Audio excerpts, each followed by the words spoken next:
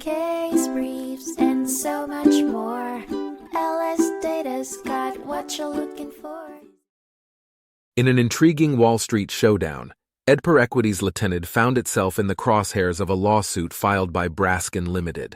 The latter accused Edper of using underhanded tactics to gain control over their company, a move that bred conflict and ended up before the United States District Court for the Southern District of New York in 1979.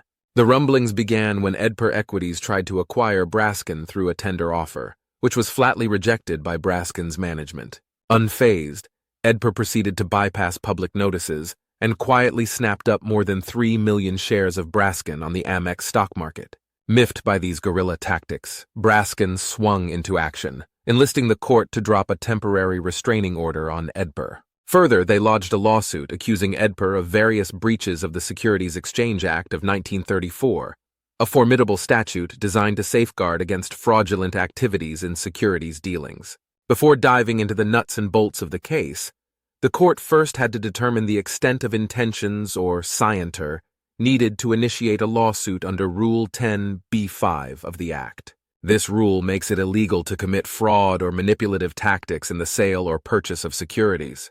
The court ultimately found that Edper, while guilty of omission, did not have fraudulent intent. Thus, part of the temporary restraining order on Edper was lifted, except for the condition barring them from snapping up more shares. Edper also received a reprimand. They were directed to straighten out any lingering misleading impressions before going in for more stock.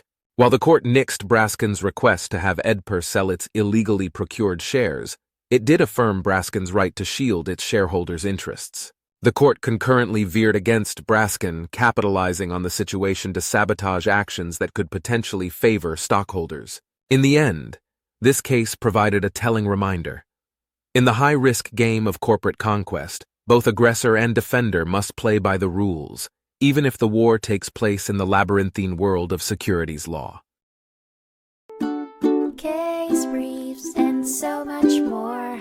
LSData's got what you're looking for. Visit LSD.law, elevate your mind. Leave the stress of class.